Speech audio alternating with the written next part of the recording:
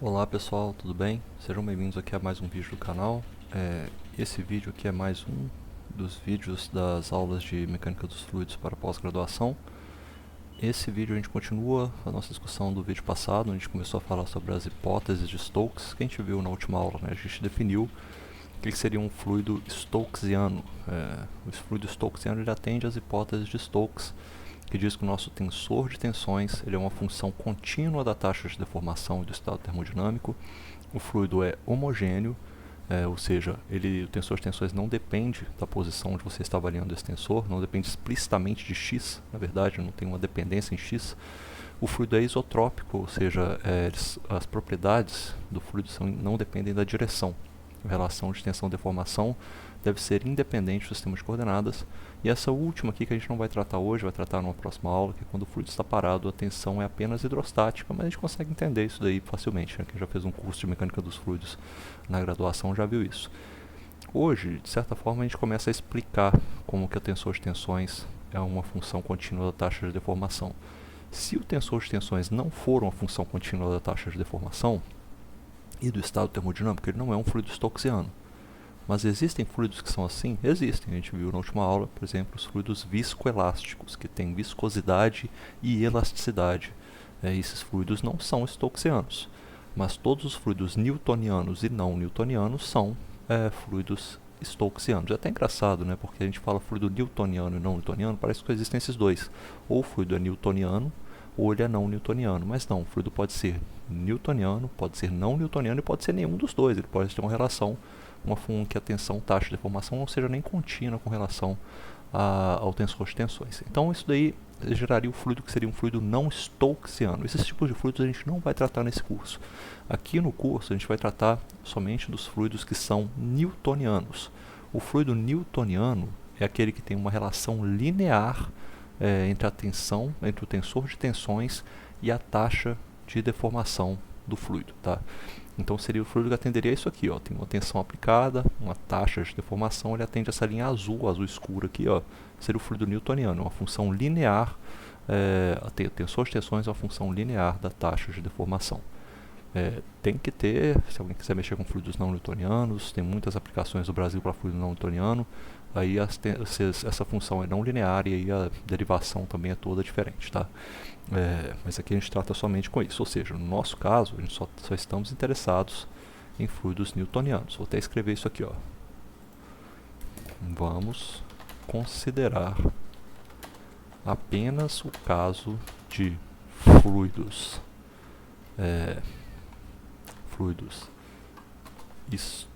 stokesianos cuja relação entre as tensões,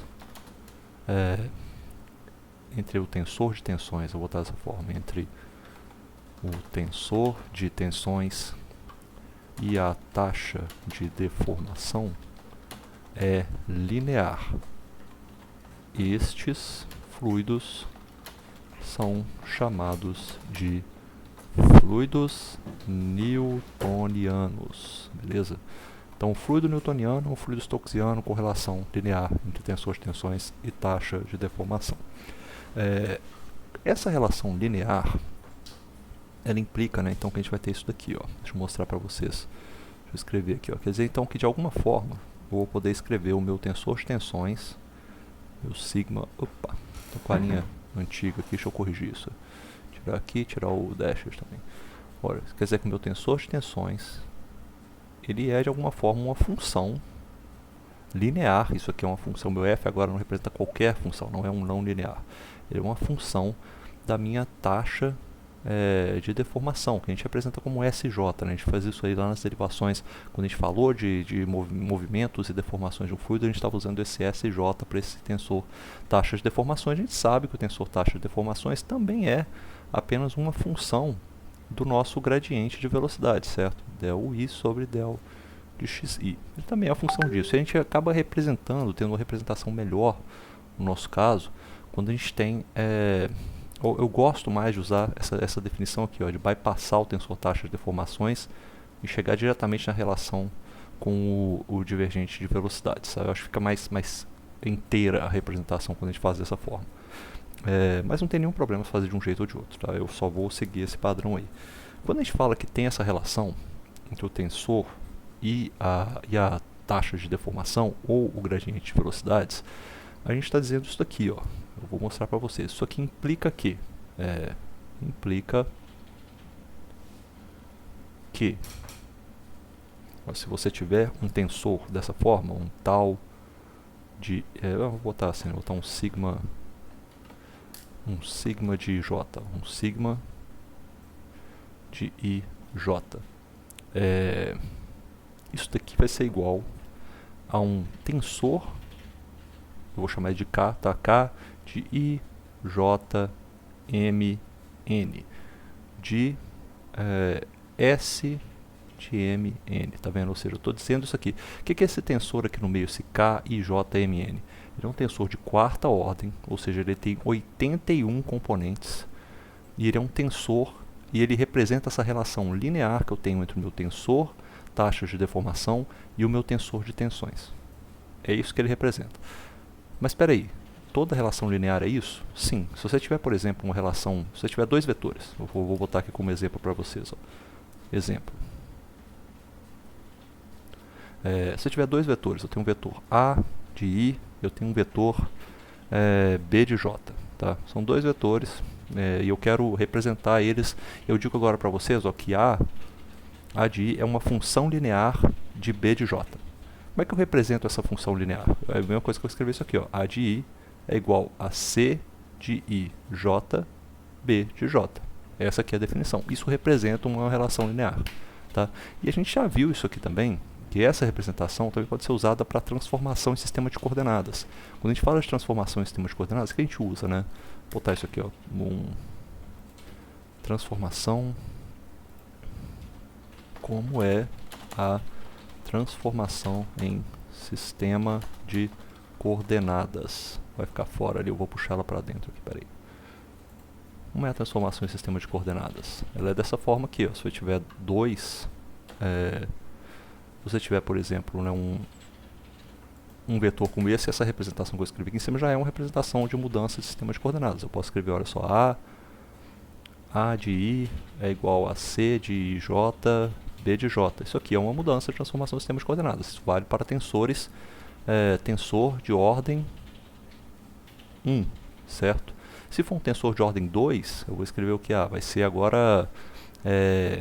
A de I, J. Isso aqui é representado por uma mudança no sistema de coordenadas, que é o que? C, vou botar aqui, C de, acho que é I, M, e o C de J, opa, apertei um negócio aqui que sumiu. C de J, N de B de M, N, tá certo? Essa aqui é uma transformação de sistema de coordenadas de segunda ordem. Passo para a terceira ordem, eu vou colocar mais um tensor ali, mais um Czinho ali no meio. Toda transformação de sistema de coordenadas é representada dessa forma. A transformação de sistema de coordenadas ela é uma representação de uma função linear. Se você para ter isso, né, no seu caso, você tem que garantir também que o seu C de J, ou essa transformação que você fez aqui, todos os componentes C e J não são função nem de A nem de B. Nós temos então aqui, C de J não é função de B de J, principalmente, né, para não ser não linear. Isso vale para qualquer que seja o I e o J. Tá? Qualquer que seja o I e J, o C de J não é função de nenhum componente B. Ou seja, isso aí vale. Então, se a gente tiver essa condição, a gente está expressando que não há uma relação, que a relação entre esses dois aqui é uma relação linear. Isso faz com que a relação entre A e B seja uma relação linear. Então, aqui é uma relação linear. Isso aqui, então, que vale para esse tensor de primeira ordem, vale para um tensor de segunda ordem também. Se tiver um tensor de segunda ordem, desde que o C de M e o C de Jn não sejam nenhum dos seus componentes, sejam funções de nada em B, desse tensor BMN, isso aqui também vai valer para um tensor de segunda ordem. Isso aqui, então, representa uma transformação linear, tá? Isso aqui você pode reescrever então também, esse C de IJ, esse C de M, C de JN, você pode escrever como um K de IJMN, não tem problema nenhum. Aí você tem uma transformação como essas, que bate exatamente igual a essa aqui que está demonstrada. Ou seja, isso aqui, tudo que eu estou fazendo é só para mostrar para vocês. Se eu tenho uma relação linear entre dois tensores, eu posso expressar essa relação como uma mudança, uma transformação do sistema de coordenadas. Se é uma relação linear, tá? Eu posso expressar ela igualzinha a uma mudança, uma transformação de sistema de coordenadas. Aí você fala, Jean, não acredito em você. Então vou te mostrar aqui, ó. O livro do Ares, ele chega a provar isso, tá? Ele chega a provar isso aqui pra gente. Deixa eu ver se ele faz nessa parte. Não é aqui, deixa eu ver. Ele faz, né, uma parte mais pra baixo aqui, ó. Essa parte aqui, ó, quem quiser ver depois como é que ele faz isso, ele fala, olha, ele está dizendo que o livro do Ares é um livro mais antigo, né, nessas coisas aí de mecânica dos fluidos e, na verdade, de mecânica do contínuo geral. Ele fala, olha, o fluido newtoniano é um fluido stokesiano linear, a gente já falou disso aqui. Isso é, os componentes de tensão são dependentes linearmente das taxas de deformação. Ele está falando aqui, blá blá blá, ou seja, aí ele fala assim, ó, desde que os tensores de tensão devem desaparecer, blá blá blá, a gente deve ter alguma coisa dessa forma. Ele vai usar uma prova, ele vai fazer uma prova matemática para demonstrar isso daqui, ó, que se você tiver algo linear, se uma coisa é a função linear da outra, ele pode estar dentro dessa condição aqui, ó, vai ser dependente de um componentes A de I de J. Ele fala, né, isso aqui é porque ele vai usar, eu não vou demonstrar essa parte, porque ela está lá na frente, quando a gente for falar das coisas de tensão hidrostática e tal, a gente vai falar disso. Mas ele fala aqui no final o seguinte, ó. Olha, ele chega no final e fala assim, isso aqui na verdade ele faz essa prova, já que ele mostra que existe uma ligação entre as duas demonstrações. Ele quer provar que existe uma relação entre essa prova aqui, ó, a gente sabe que é uma relação linear, e essa prova que ele vai demonstrar aqui no final, que também fala que isso aqui também é linear. Fala só para mostrar que existe um link, né, uma ligação entre essas duas demonstrações. A gente vê que o primeiro que foi demonstrado segue imediatamente após a gente impor a relação geral de linearidade 5.22.6, que é essa daqui, eu acho, se eu não me engano, 2.6. Olha, ele está impondo a condição de... Eu não vou até pular essa parte, senão vai ficar meio confuso para vocês. Ele está falando, olha, já que eu impus a condição de ser linear, de ter uma função linear entre duas coisas, entre dois vetores ou dois tensores, isso implica que se eu quiser pôr isso para um tensor de segunda ordem, vai ter que dar isso daqui, ó. Eu vou ter que existir um tensor, esse A que é o meu K, na verdade, é aquela transformação, ele está usando P e Q ao invés de M e N, né? Tudo bem. Então ele está falando, olha, que se eu tiver uma combinação linear, desde que P e J pode ser qualquer tensor, seja uma combinação linear de um outro tensor P e Q, E de P e Q, ele pode ser expresso como um produto tensorial dessa forma. Então aqui, ó, ele faz uma prova aqui primeiro com o tensor de primeira ordem, que é fácil de você seguir, vocês podem ver no livro dele depois, mas é porque ele usa conceitos de hidrostática para demonstrar que é isso mesmo. Assim, eu não queria chegar lá ainda, porque a gente vai ver isso depois. Mas ele prova, olha, se você tem uma relação linear entre dois vetores, você tem que ter então uma relação que possa ser expressa como um produto vetorial, dessa forma. Então você pode expressar também um tensor de segunda ordem como um produto tensorial, e no meio dele vai ter um tensor de quarta ordem. Se for linear, tem que ser isso, tá bem? Então ele cerca uma coisa de um lado e de outro e fala, essa daí tem que ser o resultado de um produto linear. Aqui ele já está pulando para a parte mais legal, mas eu vou falar isso aqui daqui a pouco. Então você tem isso daí. O problema, gente, aqui dessa nossa definição, que a gente quer realmente é uma função linear.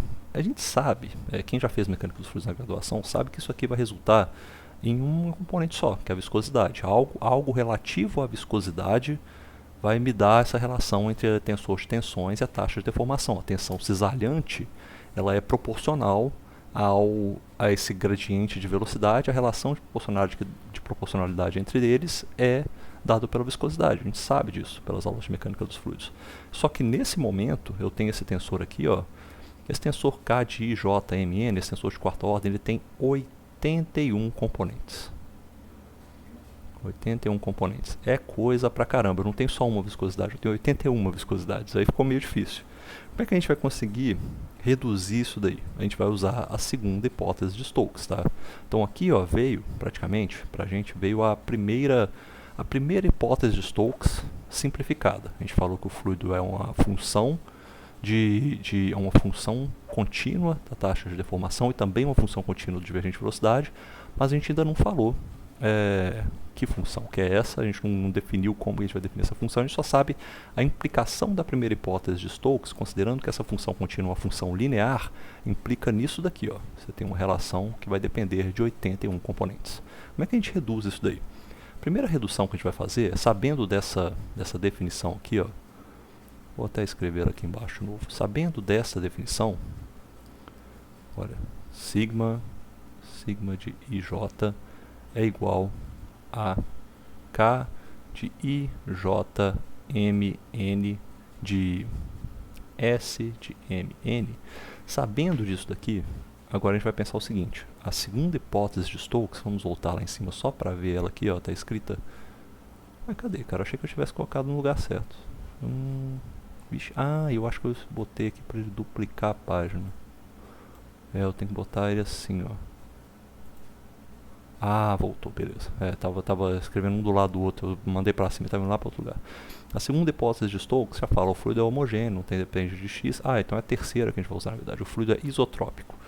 Olha, o fluido é isotrópico, ou seja, o meu tensor de tensões, ele não pode depender da direção. Esse tensor aqui, ó, ele tem que ser um tensor isotrópico.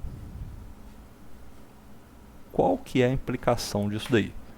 Se o tensor é isotrópico, o único jeito de você obter um tensor isotrópico é você multiplicando dois tensores isotrópicos. É definição matemática. Quem quiser ver, eu tenho lá no canal um vídeo, acho que é o último vídeo do tópico 01, onde eu falo sobre tensores isotrópicos. O que é um tensor isotrópico? O livro do Ares também fala muito sobre tensores isotrópicos. Qual que é o problema, né? Isso só é possível de você ter um tensor de tensões com um tensor isotrópico se você estiver fazendo um produto tensorial com um tensor isotrópico. É o único jeito de você obter isso. Não tem como você obter tensor isotrópico de outra forma. Então isso aqui, ó, vamos escrever, só é possível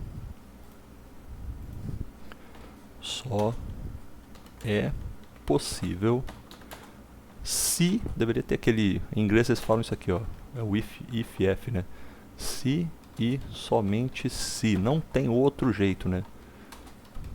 Se e somente se, que em inglês eles usam if com mais um f, se somente, não tem outro jeito de você obter esse tensor isotrópico, o tensor de tensores ser isotrópico, se e somente se o tensor K de quarta ordem for também isotrópico. Não tem outra forma de você obter esse tensor de tensões isotrópico. O único jeito é se esse tensor de quarta ordem for também isotrópico. E aí, vocês podem ir lá naqueles vídeos que eu falei, vídeo aula tópico lá 01, aí é o último vídeo lá que fala de tensor isotrópico, vocês podem rever ele lá e vocês vão ver o seguinte, que tensor isotrópico, para tensor, o que é o tensor isotrópico? Né? Ele não, você pode multiplicar ele por qualquer coisa e ele vai continuar sendo, fazer qualquer transformação de coordenadas, ele continua sendo a mesma coisa. Um escalar, um tensor de ordem zero, ele é naturalmente isotrópico. Todo escalar, pressão isotrópica. Você tem um campo de pressão, você pode mudar o seu sistema de coordenadas para qualquer lado, o campo de pressão continua sendo a mesma coisa, não muda. Né? A temperatura, eu estou aqui agora a temperatura dessa sala.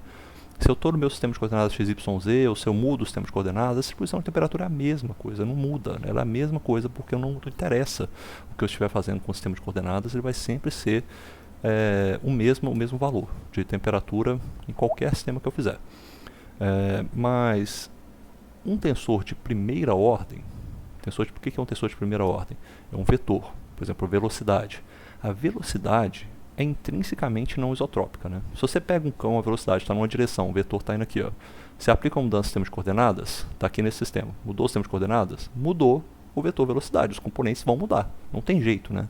O único tensor isotrópico de primeira ordem é aquele nulo, é o vetor nulo, porque o vetor nulo você pode é igual a um escalar, né? Ou seja, se eu tiver um tensor isotrópico, for por exemplo isso aqui, ó, vou escrever agora dessa forma, vou até escrever isso aqui, ó, quais são os tensores isotrópicos possíveis.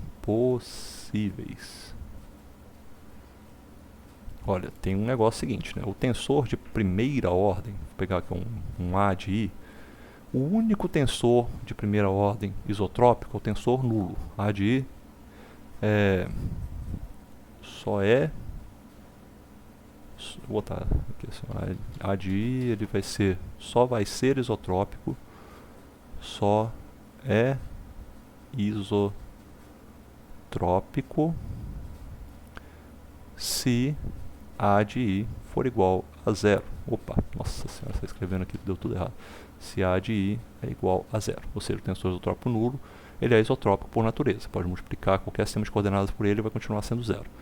O tensor de segunda ordem, vocês voltem lá na minha aula de tensores isotrópicos, vocês vão ver, um tensor de segunda ordem, somente o delta de Kronecker, ele é o único tensor de segunda ordem isotrópico. O delta de Kronecker é o único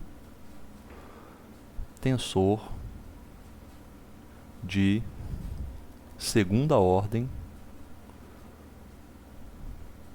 que é isotrópico. Por isso que a gente usa tanto ele aqui, né, nas nossas aulas. Ele tem essa característica, né, o tensor isotrópico de segunda ordem, ou qualquer escalar multiplicado por ele também é isotrópico. 5 vezes o delta de Kronecker, isotrópico. O tensor, qual que é o único tensor de terceira ordem que é isotrópico? É só o tensor de Levi-Civita. É o nosso... Eu escrevo ele às vezes meio errado, porque ele é meio assim, né? Tensor de Levi-Civita, epsilon de I, JK. O tensor de Levi-Civita é o único tensor de terceira ordem isotrópico. E qual que é o único tensor de quarta ordem isotrópico? Também só tem um, tá? Só tem um tipo de tensor de quarta ordem que é isotrópico. Tem lá na aula de tensores isotrópicos também eu falo sobre ele. O tensor de quarta ordem isotrópico, eu vou chamar ele aqui agora de KIJMN, que é o KIJMN. Ele tem uma forma específica, que é o único tensor de quarta ordem isotrópico possível. Ele tem uma forma específica. Esse K de IJMN, deixa eu botar mais uma página aqui embaixo. Esse K de IJMN, ele tem que ter essa forma aqui, ó. Tem a forma... Olha, aí tem um detalhe, né? Quem for lá na aula e for ver a aula de tensores isotrópicos, ela é mais longa, né? Tem mais de 1 hora de duração, porque eu vou escrevendo um monte de coisa. Vocês vão ver que uma das características de um tensor isotrópico é que ele pode ser feito pela multiplicação de vários tensores isotrópicos. Um tensor de quarta ordem, por exemplo, como o KIJMN, poderia ser construído por vários conjuntos disso aqui, ó. Um tensor delta de Kronecker multiplicado por MN. Só que eu não preciso fazer só delta de J e delta de MN, né? Eu posso usar o delta de MI, ou de IM, delta de JN, várias combinações possíveis. É assim que é feito esse tensor, sabe, de quarta ordem. Ele é feito com um monte de combinações, um monte de provas, né? E a prova dela é feita como eu fiz lá no vídeo, né? Você pega um tensor, aplica uma transformação, aplica de novo, vê se ele volta a ser a mesma coisa, vê se ele muda. É assim que você vai fazendo, você vai provando. Os matemáticos fizeram isso aí de uma maneira muito bonita, né? E ficou esse tensor K de JMN, ele tem a seguinte forma.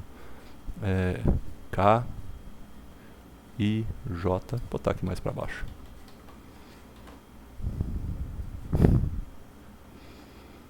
MN, ele tem essa forma aqui, ó. Ele é uma constante, vou até botar a cor da constante de uma maneira diferente, ó, um lambda de delta de J, delta de MN, delta de J, delta de MN, olha aí, ó, 2 tensores isotrópicos, vezes uma constante, tensor isotrópico de resultado, mais, e aqui para quem estava esperando, para quem estava querendo, olha aí, ó, que símbolo que é esse? Para quem já viu em mecânica dos fluidos da graduação, é o símbolo da viscosidade, mas calma que eu já estou colocando aí meio que de antemão, a gente vai ver o que isso aí vai virar daqui a pouco. Lambda de mi, na verdade o símbolo é um mi, né? Mi de delta de IM, delta de JN. E agora mais, eu vou colocar mais um símbolo aqui, ó, que é o gama delta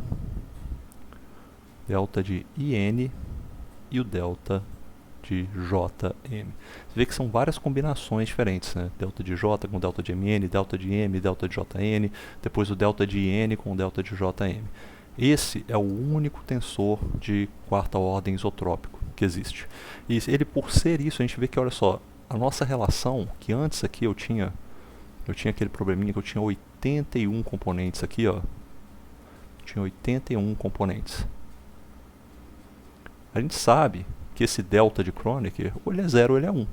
E só o que vai mudar ele de ser 0 ou 1, na verdade, nesses casos dessa expressão que está representada, é se ele estiver multiplicado por lambda, por mi ou por gama. Então, ao invés de a gente ter 81 componentes, essa fórmula aqui agora diz pra gente que nós só temos 3 componentes, 3 incógnitas. Tá? Simplificou pra caramba, né? Muito mais simples a gente representar. Agora a gente só tem 3 incógnitas, a gente tem 3 viscosidades. E vai cair mais, tá? A gente vai representar na próxima aula. E a gente sabe que essas incógnitas, elas são escalares arbitrárias. Aqui, ó, essas 3 incógnitas, deixa eu mostrar pra vocês.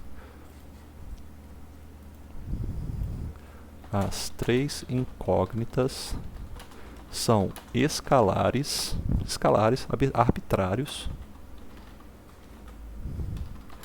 que dependem, vou botar aqui, ó, vou botar para baixo, que dependem exclusivamente do estado termodinâmico.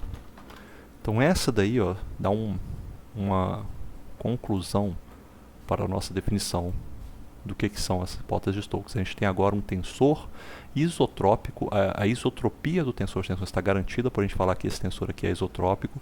E está dizendo também que essas constantes que vão definir esse tensor isotrópico são dependentes apenas do estado termodinâmico. E aí você tem a dependência do estado termodinâmico em K de JMN e você tem também o tensor taxas de deformação, a sua dependência com o divergente de velocidade, o gradiente de velocidades.